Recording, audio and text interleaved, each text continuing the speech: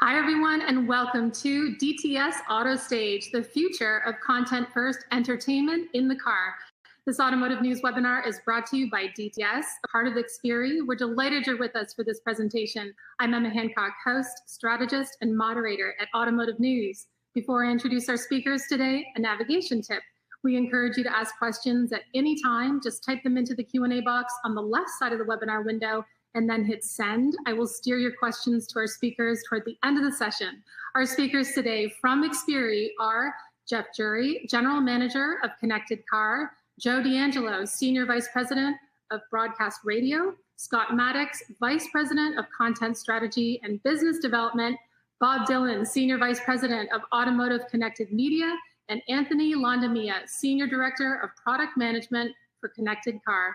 And now I'll turn it over to Jeff, Joseph, Scott, Bob, and Anthony to get us started. Okay, thank you, Emma. Today, we're going to walk you through our content-first experience through the AutoStage product line. And before we get into the details of that, I did want to just touch on the reason why we're discussing this and why we think that we have quite a bit of experience in automotive platforms for the past 20 years, and we have technology in over 150 million cars. So we've really studied this topic and have spent a lot of time looking at what type of entertainment experience consumers want in the car. And we've taken all that experience over the years, and we've been developing products for the last several years that really reflect where the consumer wants to go in the future in the vehicle, what type of entertainment makes sense. And I'm going to talk about that a little bit, this idea of the content-first experience. So what we found is with the consumer or the in the car and family in the car, and whether you're there individually or with a group, this idea of content-first entertainment is very important. You really don't care what system delivers the content you want to experience, be it audio or video, but what you care about is relevant content. And so our system is really designed to provide relevant content with the ability to find more relevant content, discover it, and really improve the overall experience in the car. And there's a lot of data out there that shows that consumers spend like 20 minutes on an average commute trying to find content they want. We believe that that's wasted time, that we can help with that content discovery and provide an experience that people find very, very compelling in the vehicle. And it's a very smooth experience, a very safe experience, because they spend less time pecking around looking for the content that they want. And that's really what we're going to showcase and get into here today. So Emma had just introduced the team. This team really represents our key management that has helped develop this product. And in particular today, what I want to note is we're just not talking about technology. We're really going to start by talking about content, because where we believe we really add value is the linkage or the interface point between technology and entertainment. We have extensive experience and relationships on the content side of the marketplace that we bring for both audio and video into the vehicle. So I'm going to start there first. I'm going to hand this off to Joe D'Angelo, who's going to walk you through that. And then we'll move on to talk about video and then talk about the product. So with that, I'm going to hand it off to, here's the agenda. We're going to talk about that content experience first. We're going to provide you with a live demo. Anthony will walk you through the live demo. And then Bob's going to follow up with some more futuristic concepts about monetization, because this experience that we're providing also creates some interesting advertising opportunities in the vehicle. So now with that, I'm going to hand it off to Joe. Thanks, Jeff. And thanks, everyone, for joining us today. As Jeff mentioned, the car is an amazing environment for entertainment that is just evolving so quickly with so much choice and content coming in, that navigating in that content and discovering what you want to actually engage with has never been more of a challenge. At Xperi, we have a really unique relationship and understanding of the broadcast radio business. I run the broadcast business, and we have three basically lines of products and services that we supply to broadcasters around the world. First is the HD radio system. Then we have some studio systems, and we also build apps for radio stations. What that has enabled us to do is develop a really unique perspective of the needs and programming of the industry. How do they create their programming? How do they distribute it? And most importantly, kind of how does it resonate with audiences around the world? And radio is a really unique medium if you think about it. It's very different from TV or newspapers or digital audio services in that it's incredibly dynamic and very much an unscripted medium. It can turn on a moment's notice and go from a song to a breaking news to a traffic event to a political story. And that dynamic nature of radio makes it very, very challenging to, quite honestly, recommend content. You really need to be deeply engaged with the radio broadcasters, connected at the hip as they're creating their content so that you can surface it in a meaningful way to the audiences. And that's really what we do. Now, I'm not sure the average age of this webinar, but back in the early days of radio in the car, this is all you had. Radio was a black box. You really had no way to navigate this and understand what was available other than tuning to a frequency, sitting there, waiting to hear what programming was on, maybe hearing a promotion for some upcoming programming. But discovery was incredibly, incredibly challenging. It was an incredibly powerful platform, but the content was really hidden behind a curtain. TV, at least, was very similar back in the day, but at least you had the benefit of a guide. Radio really didn't even have that. And over the years, as broadcast radio has evolved and embraced digital technologies, the choice for listeners has exploded. Here in North America, we've deployed the HD radio system, which allows radio stations to add up to 3 or 4, in some cases, 4 additional audio channels. In Europe, you have the DAB Plus system, which enables tremendous capacity for audio. So as you look at just these 4 sample markets, where New York used to have maybe 35 or 40 radio stations, they now have close to 80. In London, even fewer than that to start with, probably around 30 radio stations. With DAB, they're now at 151. So this digital explosion is really creating a paradox of choice for audiences around the world. At the same time, you have the dashboard of the cars evolving, dramatically. They are now truly are a digital portal to entertainment. You can almost get any type of content that you want in a modern, sophisticated vehicle. But radio continues to be the most listened to audio medium in the car. It's sharing that space with a lot of other technologies, but it is still dominating. And what we do with our AutoStage platform is we bring order to the chaos of broadcast radio. We make discovery much more modern, much more manageable, and much more engaging for the audiences. And you'll see this in the demo. But I just want to show you what this looks like in the real world. So if we look at New York, imagine 78 radio stations, and that was the interface that you had to find content that you want to listen to. What we have done with AutoStage is created a rich visual platform for you to identify stations, but also identify programming.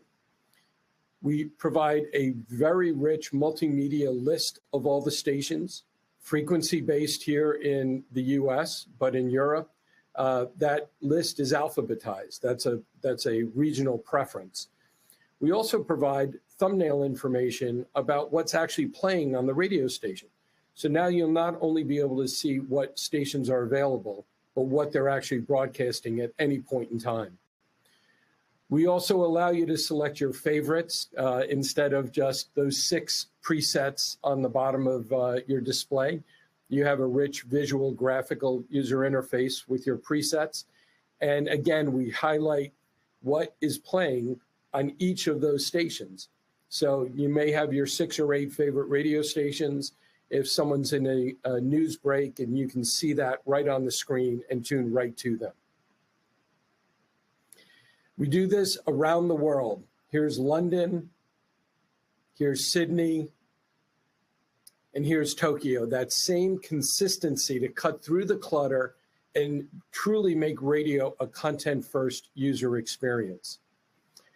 And a picture is really worth 1,000 words. What you see on the left side of this chart is obviously a world map.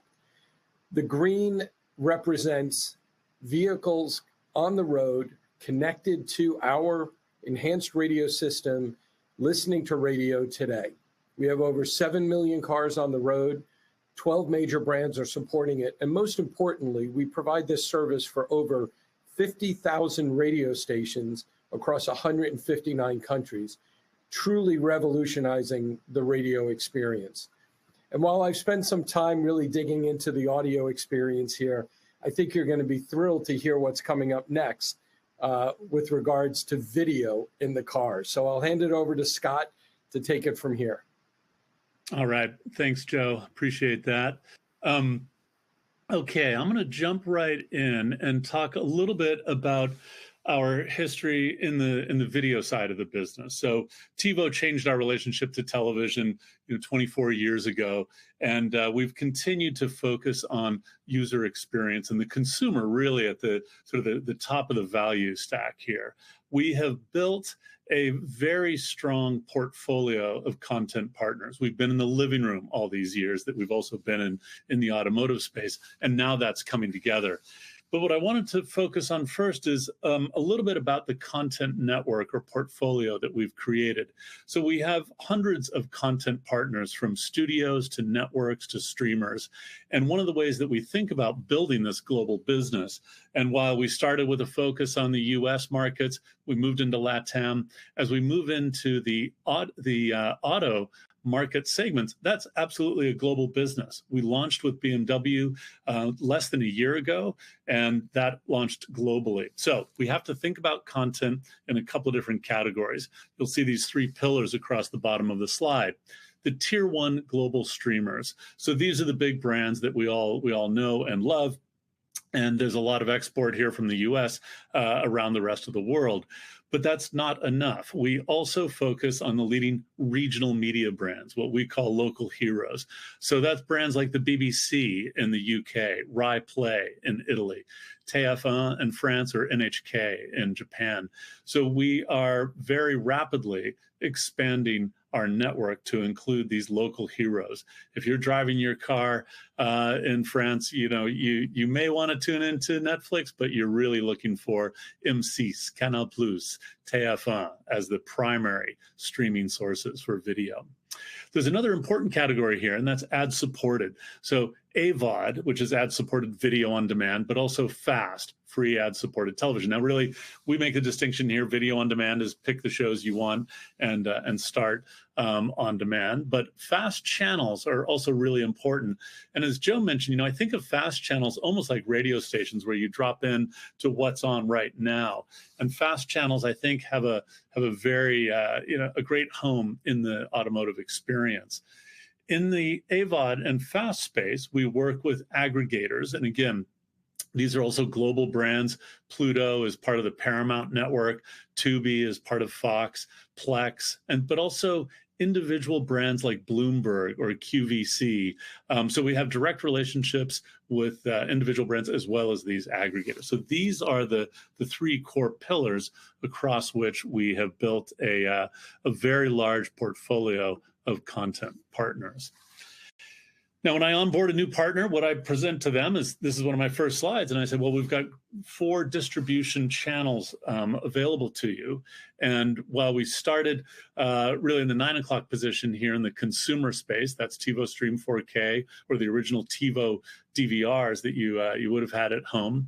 We moved 6 o'clock position is pay TV. So we're very active and present in the cable space, particularly across North America and Latin America. And we've got a few big partners in Europe.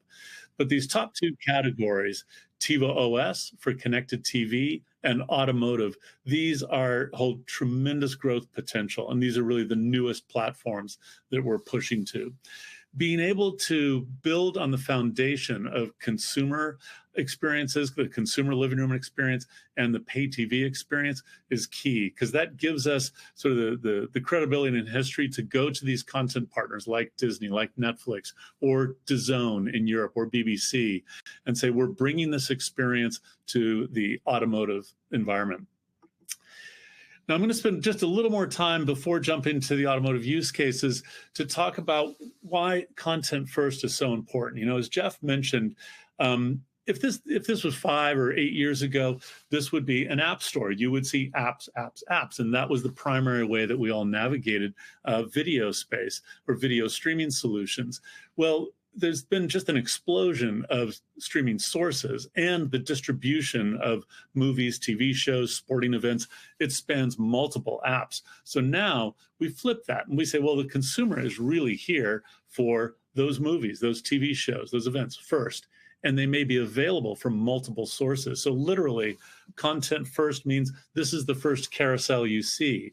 And Avatar is a movie here may be available from multiple sources. Maybe it's part of your existing HBO subscription, but if you don't have that, maybe it's available from Amazon as a transactional or TVOD option for $2.99. You can rent it without ads. And then again, you may have the option with Pluto, Plex, or Rakuten to watch it with ads. So there are 3 ways that you might be able to watch it. We're giving the consumer the choice, but it literally is content first. Now, apps also still remain critical to the experience. If I want to get to YouTube, I want to get to DAZN, I'm going to do that directly. So we provide that also above the fold. But we're strong believers in content first. And really, content first is our way of saying the consumer first. We kind of drive a lot of our UI and UX and discovery solutions from the consumer first. I won't go through each of these in detail, but the tech behind the glass, that UI, that UX that's in our DNA, that extends from the living room to the automotive market. Voice recognition is an area of technology that we've invested in for over a decade. Metadata is oxygen to this environment, just as it is in automotive. Our metadata is broad and deep. It covers film, television, radio, and podcasts. And that's critical because that drives the carousels that you see. I mean, we count poster art as part of the metadata solution, but also it drives recommendations and the search capabilities. It allows us to cut across categories as well. So there's an interesting use case here. I'll touch on in a slide, but think about brands like the BBC, for example. They have terrestrial radio stations, they have podcasts and video. So we're in a unique position, particularly in the automotive space, to deliver this because we have the metadata to back it all up. Personalized search and rec. So we have a lot of technology, and these are algorithmically driven recommendations. We balance that with editorial curation. So these 2 categories or columns live side by side, and that's really important. The algorithms populate the bulk of a lot of what shows up on our screens, but editorial curation also really important. We work with our content partners. We know what Disney has coming up next month. We know what fight DAZN may have, or the football match coming up next month or next quarter. And then we escalate that. We get that above the fold to deliver the best possible user experience. And because we're in the ad business, for a lot of the AVOD and FAST partners, we have a mature ad solution that we've had in market for over 6 years now. So we have an ad stack running behind the scenes. So here's our first example. The UI and UX, the same philosophy carries over from the TV user experience you see on the right to the automotive experience you see on the left. And again, the same technology behind the glass. So we're able to leverage this deep experience and the solution space across categories. The other thing I'll say here in the automotive space, really we see 3 chapters being written. And the first chapter is written right now that makes video possible in the car. First, big, beautiful screens, front and center. We've all seen this, and automakers are from this point forward. It started a few years ago. Tesla broke ground here initially, but those giant screens changed the game here. Now, it doesn't stop there. These cars are on mobile networks. So these are streaming devices. And these screens are typically built around standard operating environments, including Linux and Android. That makes it possible to bring these content partners to the automotive platform just about overnight. It's very straightforward. A lot of times we're bringing the tablet-based versions of these solutions. So Pluto TV, it's what you would see on a tablet because that enables the touch interface, but it also allows us to bring these content partners quickly into the automotive environment. And they're optimized. We make sure that it fits the screen, everything's legible, and it shows well in this space. But it doesn't require a whole new tech stack on the part of the content owners, a whole new dev team. We're leveraging what they have in place, and that's been really important. So I'll close out on this slide, but let me walk a few key use cases here. The first three use cases are drivers of the user experience in car and the video value proposition today. Idle time when parked. We've all had the experience sitting there. Anytime you'd reach for your phone, well, now think about this. There's this well understood phenomenon, the best available screen. People do this at home and they do it in their car. The best available screen is no longer your mobile device, it's your car. A big, beautiful screen here, not only is it higher resolution and a larger format, it's also surround sound. So it's probably the best available sound system you have as well. So if you want to finish catching up on the news headlines or watch the end of a game, you can do that on a screen in your car with surround sound, and that's a great experience. You might quick check the news, sports, or weather before a trip to the mountains. That's a great way. We think short form content, we see that playing really well in the automotive environment. And then also the charge station, 30-minute average. Might be more, it's often longer than that. We've all had the sort of the crummy experience at the gas pump where you see those TV screens. Well, now you're in the comfort of your own car, and that charge station use case will drive viewership. Moving forward, there's sort of these two more chapters, right? The next chapter, multi-format recommendations I touched on, and Joe mentioned this as well. This is where we can cut across video, podcast, and radio. Audio remains one of the core use cases or user experiences in car. We can now make cross-pollinate those recommendations. The next item here, number 5, this is the next chapter that, again, is just starting to roll out now. You'll see more of this next year. But passenger and rear screen, so the multi-screen car will drive more video for obvious reasons. Today, I'm only seeing video when the car is parked or not moving. With a second screen for the passenger or rear seats for the kids in the back of the SUV or minivan, we'll see a tremendous increase in video viewing. Number 6, autonomous. That's the game changer just over the horizon. That's the third chapter here. When I live in San Francisco, I take Waymo cars. I have that autonomous experience regularly. It's pretty awesome. And it's kind of weird the first time. And then it's normal and it feels great.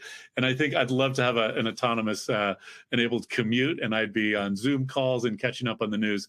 That'll be the next tipping point for video consumption in the car. And just lastly, I think the value proposition and the way we think about this with our content partners is that entertainment is the glue between home and car. Being able to have maybe the kids are watching a movie and finishing that up at home, but if we jump in the car to make a trip down to LA, I'm going to put that movie on the rear seat, or I'm listening to a podcast in the car. And instead of that being just a driveway moment, I pick that up at home.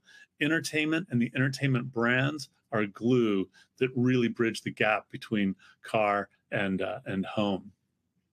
So that's a quick bit about video and the work that we're doing. We're live on BMW now, and we're bringing more and more content partners. We'll have some big announcements coming up in the next few weeks, so stay tuned there. And at this point, I'm going to hand off to Anthony for the AutoStage demo. So thank you. Well, thank you, Scott. I will first share my screen.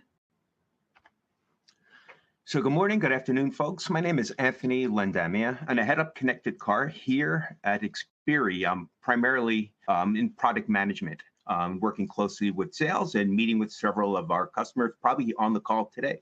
So what we're showing here is our DTS AutoStage media platform. As folks mentioned earlier, This is our content first, fully aggregated and personalized, automotive experience. But before I, get into the details here, what I want to make clear is that, Xperi is not mandating the look and feel of, the HMI for the OEM. We totally leave it up to them to customize. What we are doing is providing a tool. We view this as a golden reference platform, that exercises all of our key features for DTS AutoStage. And the OEM can pick and choose what features are, important to them. So again, we're just showing the whole platform. We leave it to the OEM to retain their own look and feel. So what I want to do first is go through a little personalization of this. So here, we will select video, games, and let's select everything. Save and close that. What's happening here is, we use our AI intelligence, a lot of machine learning here that creates this whole, personalized content first experience that, both Scott and Joe mentioned. So in this use case, let's see, I have an afternoon ride or a morning ride. What's going to happen here is in my radio or streaming audio, I'm going to see content that's relevant to me. So content first, I'm going to see, what I'm typically watching, based on the habits or listening to based on my, habits, what audio is relevant to me. So morning ride, I'm going to see radio stations that maybe I listened to earlier in the day, or even, podcasts. So I'll get podcasts recommended to me, and also quick access to playlists. So playlists are those things that are interesting that maybe I liked previously. These were things that I favorited. So based on my, listening habits, I'm going to see streaming radio, streaming, internet radio. Also, I can see a playlist, the whole station list. So this is big, bright, beautiful, metadata that the broadcasters are showing on the screen here. I can click on, let's say, Desmond FM. So here's where the metadata magic really happens. So this is something that's really unique to Xperi. There's a lot of magic that happens, like, we can do things like it, if lyrics are available, or, did you know, where we provide fun facts on the metadata. So speaking of fun facts, Xperi really is the source when it comes to metadata. So we have teams of people that do nothing but curate, do the editing and publish the metadata. In fact, we license our metadata to some of the biggest streaming, audio companies in the world. Chances are, if you're in a car listening to, an audio program, you see this big, bright, beautiful image, it's probably our product. From here, I can close this out and podcast.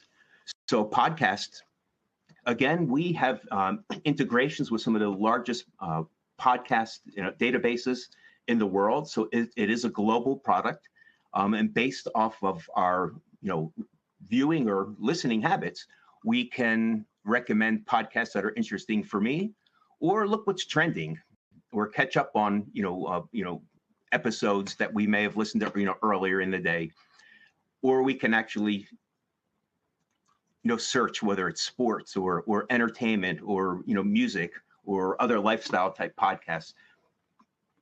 So that's a bit on podcasts. And we also have manual search. Again, an OEM or a developer can choose to implement, their own search, keyboard, or use what we provide here. And from here, maybe I'll just jump to video. So as Scott mentioned earlier, video is something that was already commercially launched. It's a global product launched in several countries already. This is based off of our TiVo platform. And again, it's content first. If I just toggle between the two, you can see that we're maintaining consistency for the OEM and the consumer, that we do a content first approach throughout the UI. Now, with video, of course, and same thing with audio, while we're showing a content first by default, the customer can go in and launch, whether it's Tubi or Plex or Pluto, and search, content, manually, kind of like what you do at in the home. But we found with our TiVo platform, it's quicker to get to the content that we know you like because you already personalized this experience. So especially in the car, it's a safety aspect. And the time spent in the car, you can quickly get to the content that we know you like and want to listen to. So that's the approach we're taking. Again, that's what we default to. The OEM can choose to implement the HMI, the way they want. So in this case, we're looking at live TV. This is live TV that's recommended for me based off of my watching habits previously.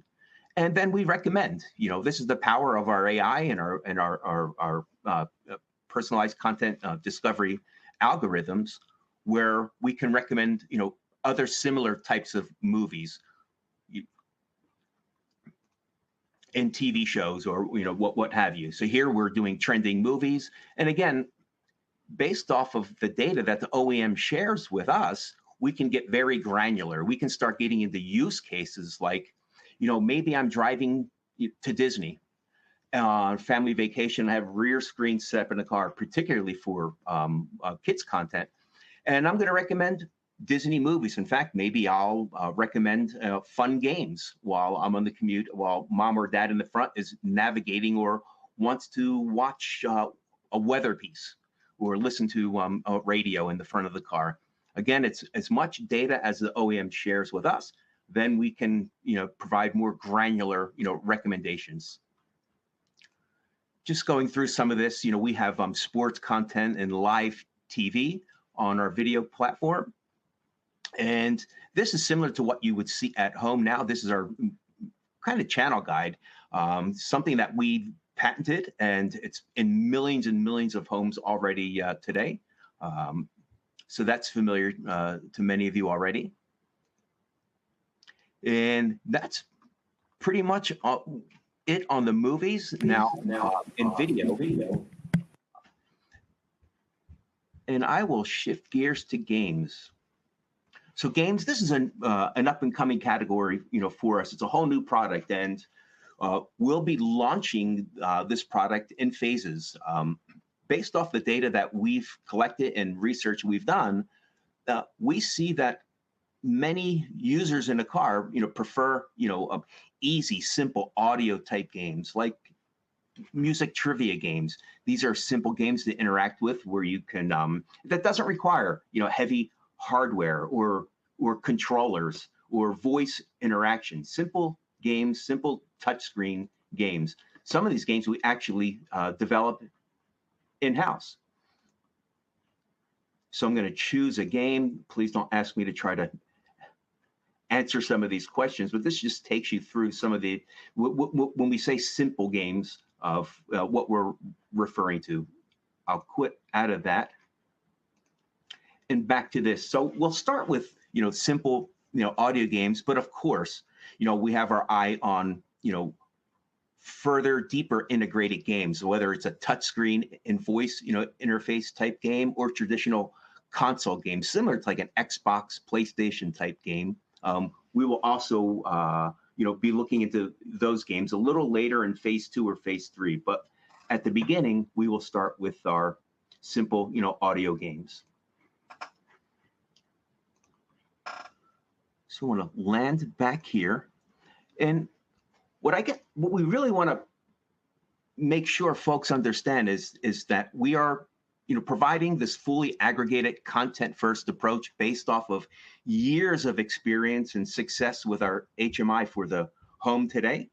So key takeaway is fully aggregated, curated, personalized, content first. Everything we're showing you today is readily available. It's launched in over 100 countries.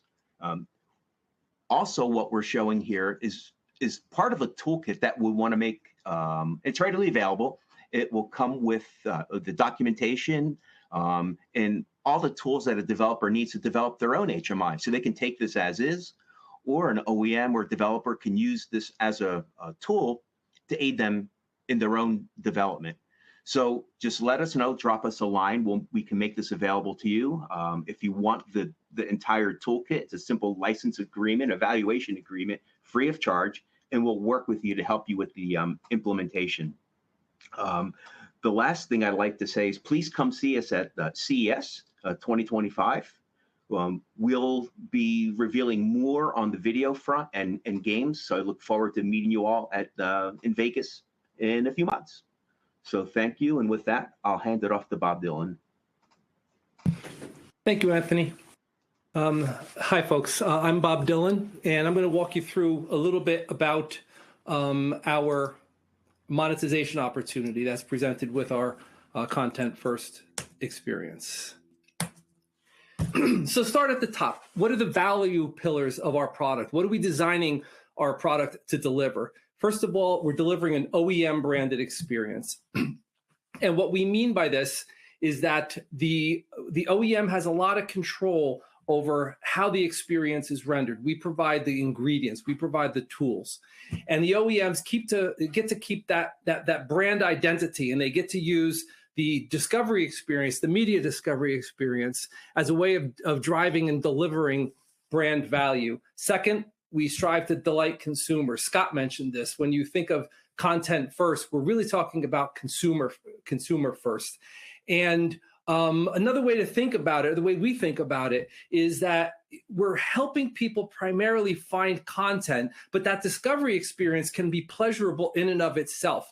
You saw when Anthony was walking through the demo, the opportunity to see lyrics, the opportunity to dive into an artist on the music side.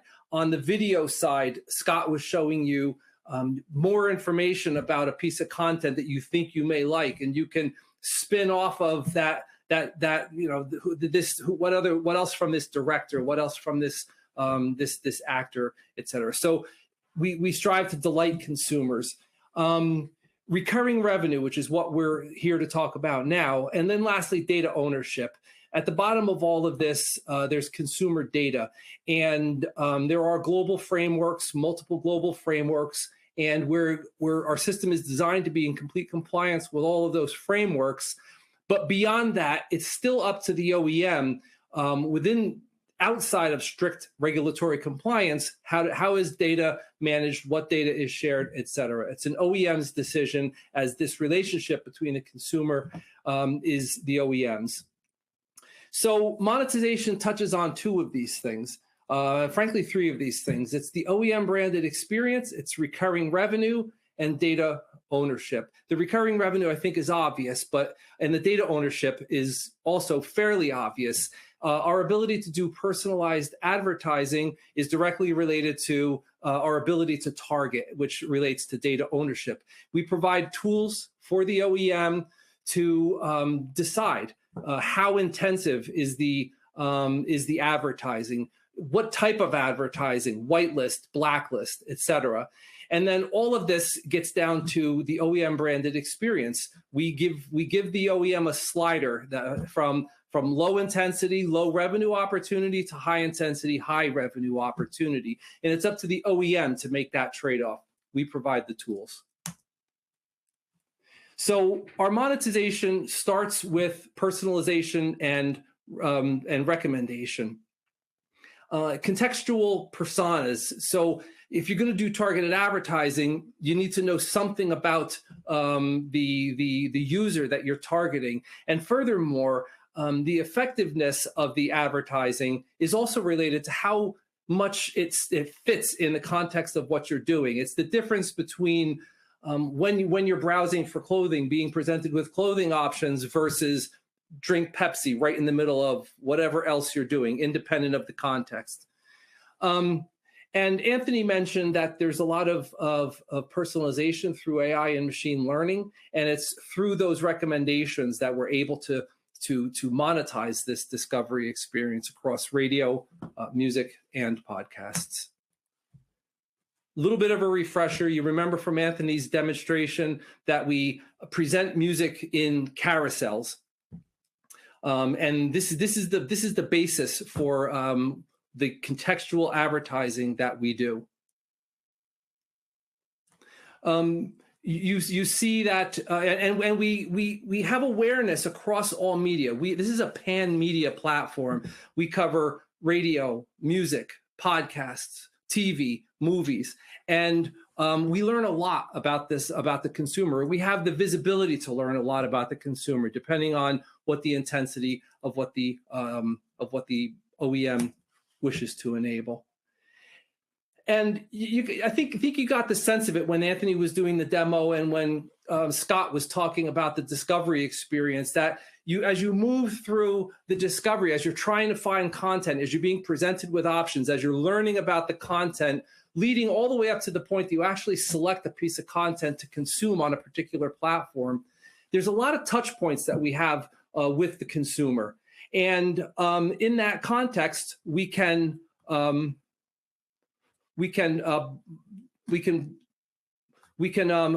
drive monetization opportunities. All right, so let's start with contextual advertising.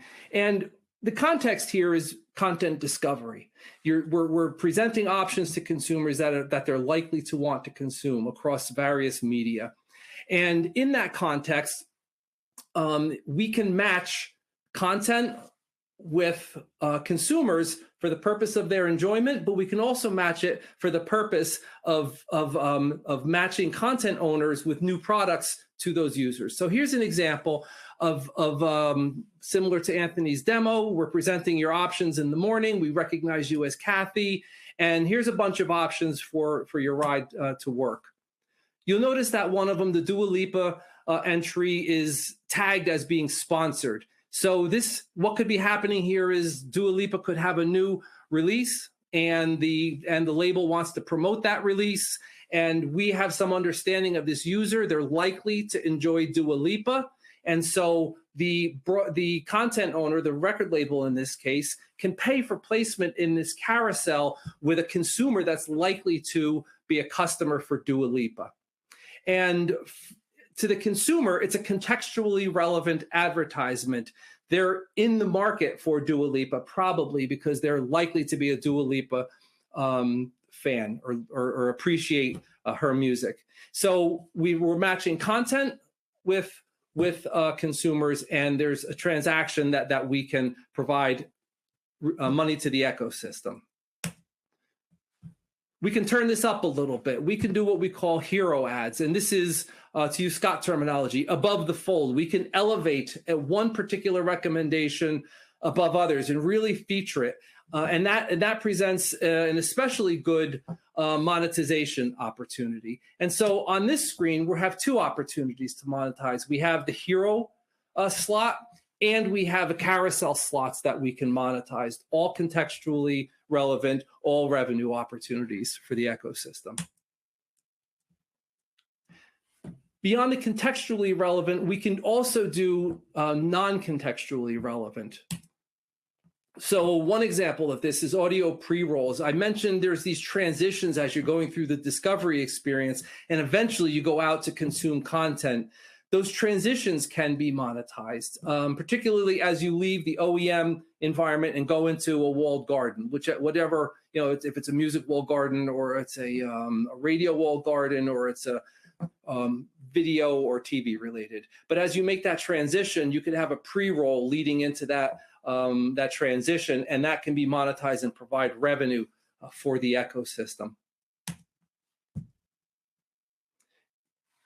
And then lastly, there's traditional inserted advertisement. To the extent that we have linear programs and there are breaks in those linear programs, there's the opportunity to insert audio or video inserted advertisement, and that too is going to be targeted and is going to produce revenue for the ecosystem. And by the ecosystem, I'm talking about potentially the content owner, potentially the OEM, and potentially Xperi. All right, back to you, Jeff. Yep. Whoops, sorry.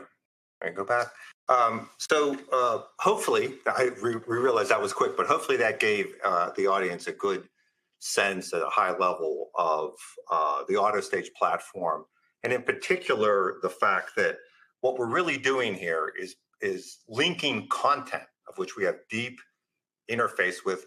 We have access to metadata, we have direct relationships, and pulling that in with a technology platform to create this very consumer-oriented content-first solution.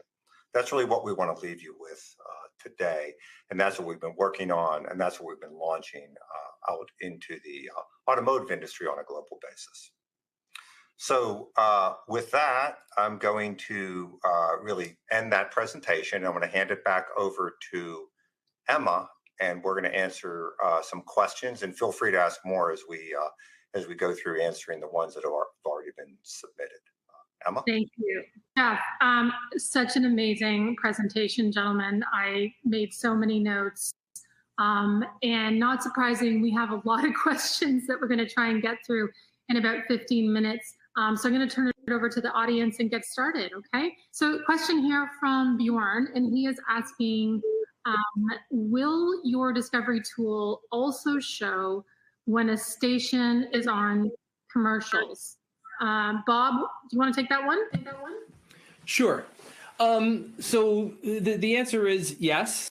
And this is part of our engagement with a broadcaster is to get them set up for this. We provide tools for the broadcaster to inform us when they're in commercials, and they may not want to do that. It's entirely up to the broadcaster, but our platform has the capability of doing that. In addition, our platform has the ability to provide enhancements to the broadcast advertisement. You can push an image that will be displayed in conjunction with the broadcast advertisement.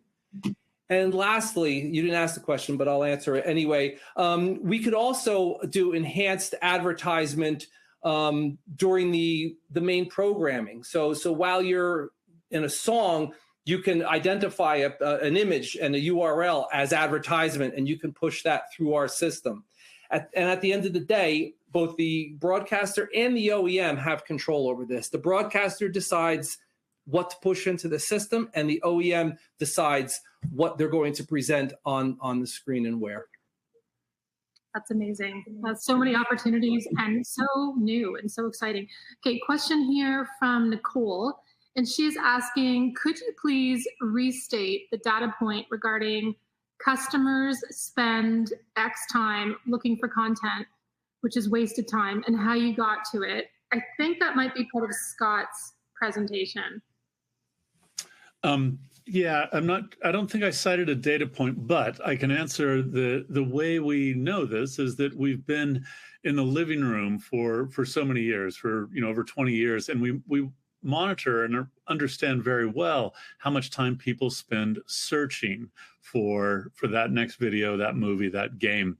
And it's over 10 minutes easily. And it becomes very, very frustrating. So we spend a lot of time fine-tuning this and developing better ways to make recommendations and better interfaces to allow consumers to choose what they want. Okay, that's great. Another question here. Any thoughts about how content-first strategy impacts safety on the road? I could take that. So first of all, we think of the automotive experience as, you have to understand, the automotive experience is different from mobile, is different from TV, et cetera. We think of the automotive experience as having three zones. It's the driver, the front seat passenger, and the rear seat passengers, right? So I think the question you're asking is most relevant to the driver zone. And first, I want to make clear that when the car is in motion, our system has the ability to be signaled from the environment and say that you're in motion and blank the screen. But in terms of discovery, Scott just mentioned, we're constantly looking at how effective this UI is, right? And we're tuning it to minimize the time to content, time to discovery. We want to get you to something you're going to enjoy as fast as possible. That also leads to safety, because the less time you're spending clicking, the more safe you are. And then the last thing is, if you look at the alternative, which is a platform-first approach, a sea of apps, it's up to the consumer to dive into each one of those walled gardens, whether it's Netflix or Spotify or whatever you're looking for. Is it there? Is there something there? Back all the way out to the top, jump into another walled garden. We slice it the other way and we say, what content do you want to watch? Where do you want to watch it? Go. And that time to discovery minimization leads to safety. Okay, thanks, Bob. Okay, another question here from Steve. Most radio stations now have a significant catalog of podcasts. When can radio broadcasters leverage this cross-pollination in the dashboard and get started leading audiences to their nonlinear products? Joe, did you want to take that? Yeah, I'll take that. Steve, thanks for the question. Hope you're having a great summer. And the short answer is we're working on it right now. We're engaged with a number of broadcasters who are content partners of ours to create that first the catalog of podcasts and then the cross-reference to radio stations. So we're doing the work kind of behind the scenes, under the hood right now. It's not enabled in any cars, but we're ready. If NYC wants to roll up their sleeves, just give me a call. Okay, great. Okay, another question here from Rob. How can radio stations become aware of what DTS AutoStage features automakers are enabling in their vehicles? For example, how can we know who is currently enabling podcasts? Sure. Joe, do you want to take that again? Yeah, thank you. So we establish direct relationships with all our broadcast partners. So they're under contract with us and they have access to our broadcaster portal where they actually ingest all their content. Via that relationship, my team continuously informs all those broadcast partners of the features that are coming to market. So and features do differ. Mercedes, for example, has lyrics. Nissan has podcasts. So my team will communicate to all the partners that are signed up with us what vehicles are launching with what features so that they can focus their content efforts appropriately. So if you're not already signed up with us, please reach out, sign up, and you'll be informed on the features that are currently available and coming soon. Okay, that's great. Thank you, Joe. Okay, another great question here. How are you getting the data to personalize the content for each user? It does seem amazingly personalized. Is it individual or is there aggregate data of trends / demos that are also influencing that? Is that shared back to the OEMs? So a couple of questions there. I don't know who wants to take that. Bob, if you want to. You want to take it, Anthony? Go ahead. I can give it a stab. So first, know that all of the data, whether it's personalized or not, we do not know the individual in a car. It is aggregated data. We don't own the data. That's one of the big pillars that we have, that we stand by, that the OEM owns all the data. And as I mentioned in my demo, the recommendations and personalization is only as good as the OEM chooses to share with us. If they choose to not share any data that is already truncated, we don't get to see who's in the car. We just know a device ID. Depending on the data, then we could provide more detailed recommendations. But that's how we get it. It's sent back from the car when they use the data, and the OEM can choose to either share that with us or not. And again, it's not personalized other than down to the radio ID, for example. And Bob, if you want to add to that, please feel free. No, that's good. Okay. Okay, excellent. Okay, another question here from Fraser. What is the engagement of the media for BMW for video in car? Are they happy? Fraser, I can answer that one also if you'd like. I would say, Fraser, how are you? Hope you're having a great summer also. So great question. I think as an Xperi person and a BMW customer, I'm happy. I think we need a BMW customer to really answer that. But again, we can know what time is spent watching the TV, and we do see folks are engaging, and we can see by recent announcements that BMW is launching in more and more vehicles across a bigger footprint. So we do know they're happy. We can't share specifics on BMW.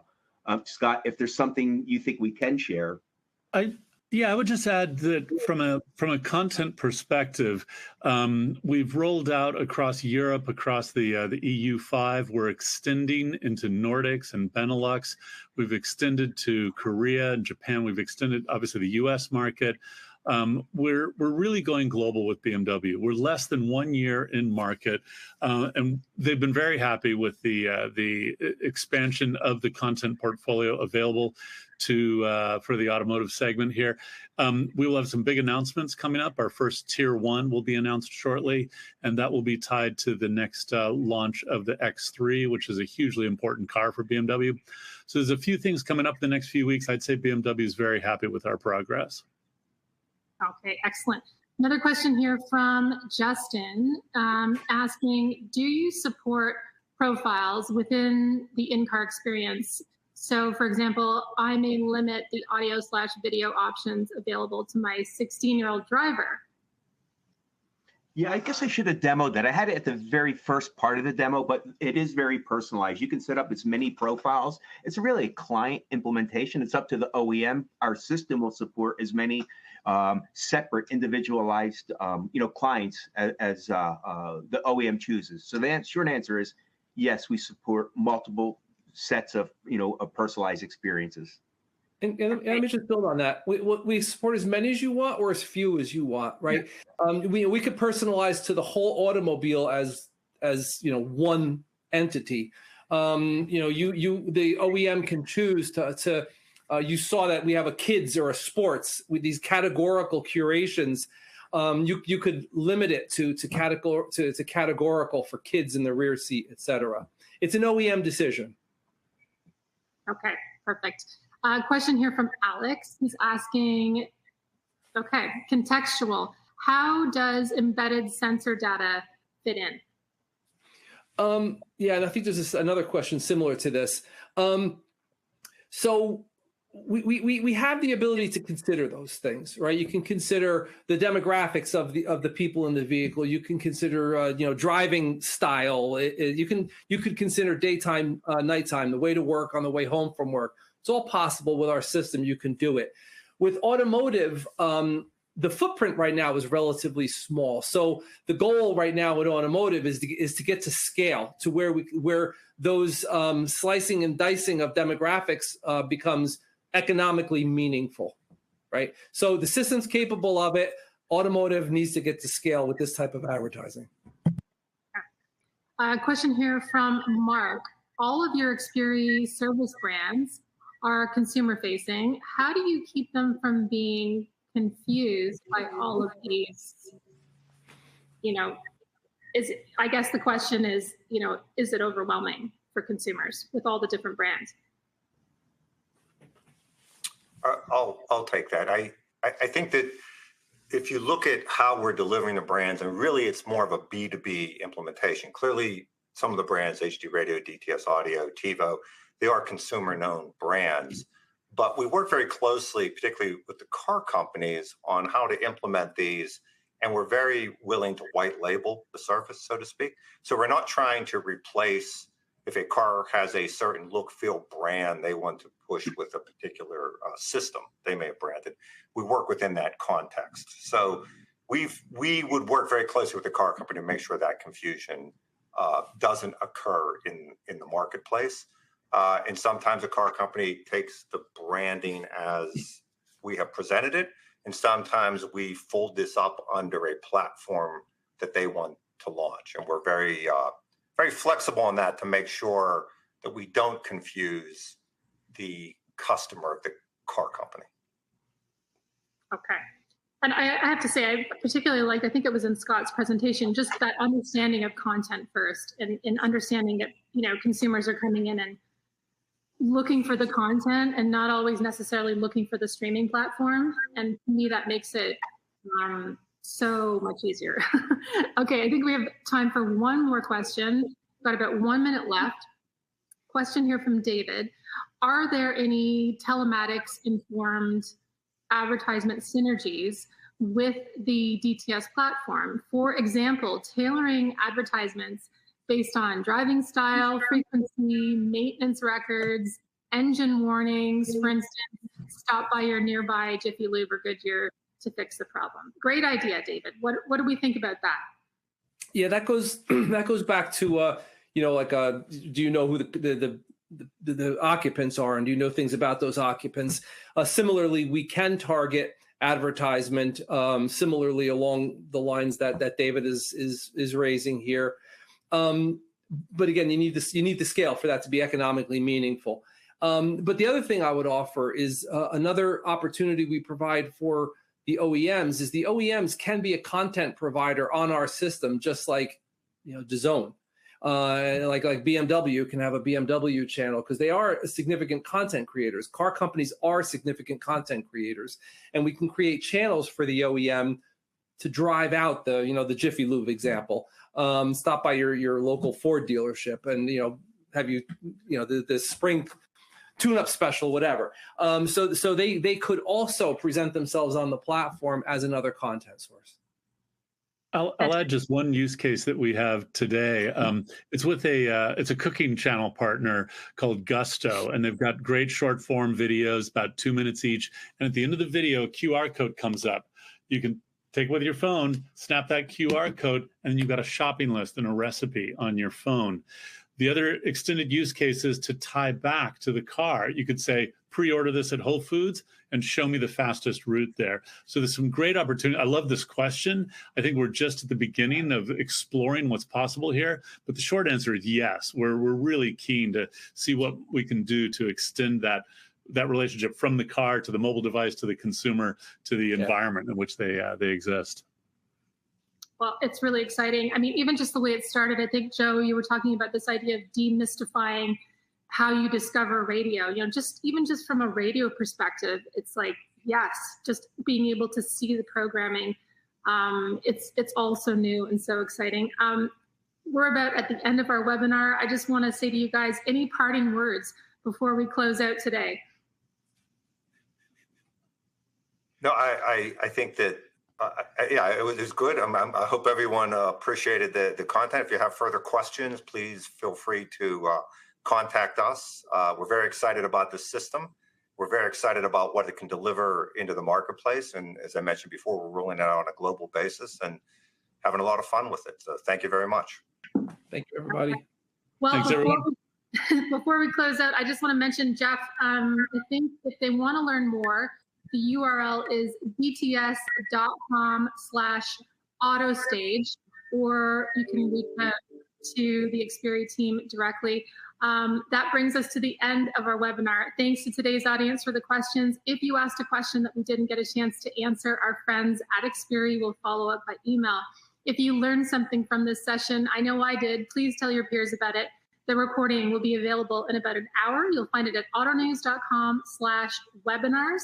When the webinar ends, a survey will pop up on your screen. We genuinely appreciate your feedback as it helps us create future webinars that are even more beneficial to you.